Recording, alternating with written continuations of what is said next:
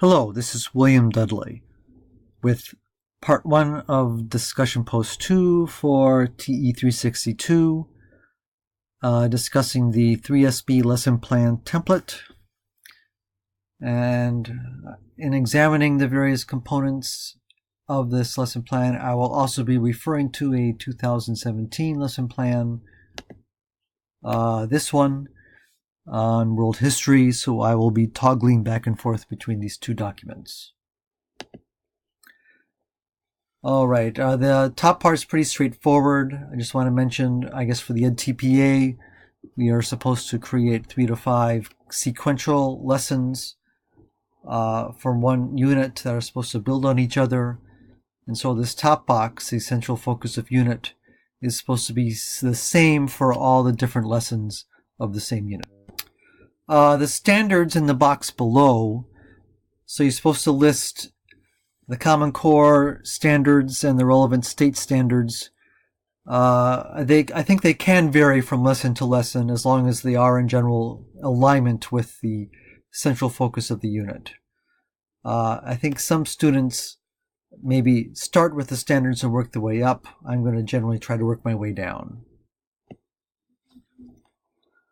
All right, so for the essential literacy strategy focus, you're asking the question, what do you want your students to learn? What language do you want, function do you want your students to master for this unit? So that is your central focus, that everything is kind of backwards planned for, as it were. Related skills are skills that support the use of this literacy strategy. And so actually, when you scroll down to the instructional learning objectives, these are the objectives of the individual lesson. These will be different for each lesson of the unit. But ideally, they should have comprise some of the related skills of your central focus. So let's actually see what our sample student did. So his essential literacy strategy focus. Students will analyze primary source artifacts and compare and contrast them in a collaborative presentation. That is a complete sentence saying what he wants the students to do, but there are some good verbs: analyze, compare and contrast, present. For related skills, he has students will analyze primary source artifacts, a bit repetitious, evaluate similarities and differences, collaborate to take a technological report that they will present. So collaborate, present, so various skills. Again, listed in one long sentence. Might be better to list them as a bulleted list. If you scroll down to their instructional learning objectives, analyze 2 artifacts, identify unique characteristics, compare or contrast artifacts, justify similarities and differences, construct a technological presentation. So in that sense, the instructional learning objectives do find some good echoes in their related skills here. So that's a good thing. Jumping back up to central focus, the content focus. So the question you're asking here is, what do you want your students to learn about the subject, about world history? And so this is what he has here. My only note is that he does talk about religion, and in fact, even as far as the standards, he cites a standard about the spread of religion, and religion also appears in the lesson plan itself. So I'm thinking maybe there should have been some mention of students were learning about the spread, or learning about different Hinduism and Buddhism back in the content focus as well. The standards themselves, we have to include where ideally, it won't be a lot of standards, just the ones that the unit is focused on, and they should include both literacy or language arts standards as well as content, or in this case, history standards. And so 2 of each seems perfectly reasonable. These 2 standards are both from the speaking portion of the standards. So again, learning how to present claims and arguments in an oral presentation, and then learning to present claims and findings utilizing visual and multimedia. And again, the lesson is, as it turns out, very focused on that. And then and then the history standards as well, except, as I said, maybe this mention of religion here should also be up in the content focus. Moving down to assessments. So these are actually placed right next to the learning objectives. And so the structure almost forces you to create an assessment to match each learning objective. And the idea being that over the course of the lesson, ideally, you and your students should be aware of and keeping track of your learning, you're achieving each objective as the lesson goes on. So let's check the lesson.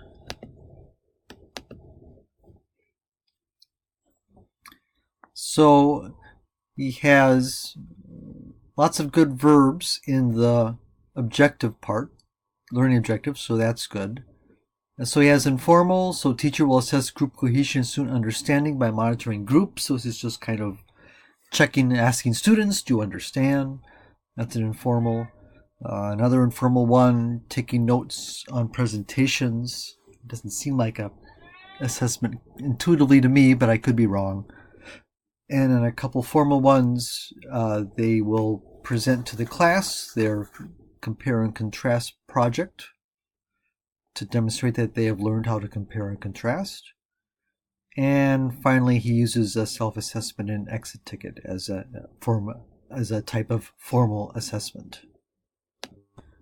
Okay, moving to language function and language demands. This is where a lot of the students from last year that were speaking to us seem to be tearing their hair out on. So identify at least one language function essential for students to develop and practice a strategy. So some people suggested, well, even start here or go to the strategy.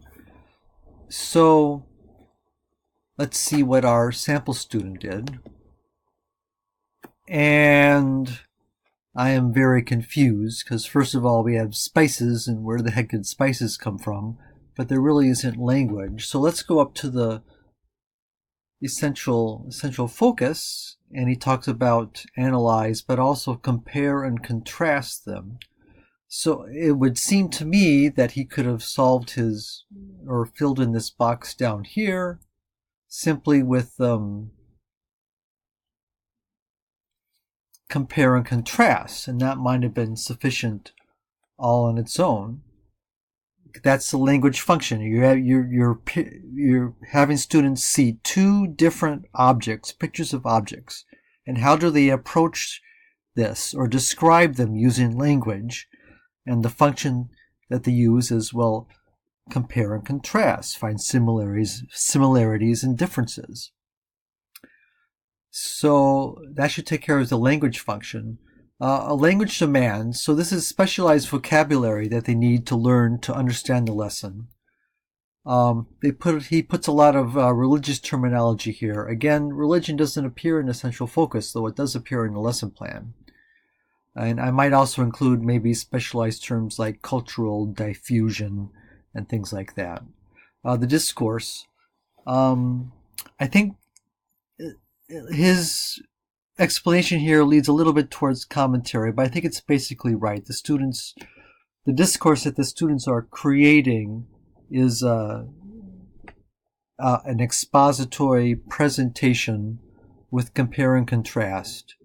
So they're using that to create a presentation model.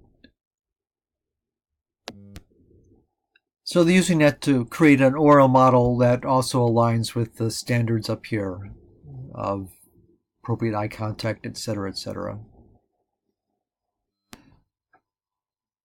Moving on, resources and materials, that's pretty straightforward. Prior knowledge, so we're describing what the students already know from maybe their previous studies or personal knowledge, but also from previous lessons. In this case, this apparently is the last lesson this student made as part of a larger unit. So he talks a lot about what the students have already learned about at their unit. And it seems to run long, but as a substitute teacher, I do appreciate the amount of detail that went into this section. All right, we're finally getting to the lesson plan. So we start with transition from previous activity, and he goes into detail about this. To reinforce prior knowledge, he will ask if students of art and architecture are primary sources. I assume he taught them that they are. For a hook, he uses a brainstorm activity that looks interesting and definitely would engage the students. Although again, he's bringing Buddhism and Hinduism as religions and concepts, and they don't really appear in the central focus. So, but other than that, it looks like a good start. All right, now we're at the I do, we do, you do section. The focus instruction or modeling, this is the I do section. So this is the instructor's chance to give direct instruction of content or direct instruction of how to do the activity. And it seems like most of the lesson plan, this is direct instruction of how to do the activities. So pulling up the website and copying images to Google Slides, and then instructor will use two of the images for modeling of compare and contrast. The next group of instructions, I think, frankly, might be better off in the guided instruction practice. So this is the parts where students work and do something along with the teacher. So, and plus some of these steps listed here seem repetitious of the steps listed here. So this is where the students would get the computers and open them,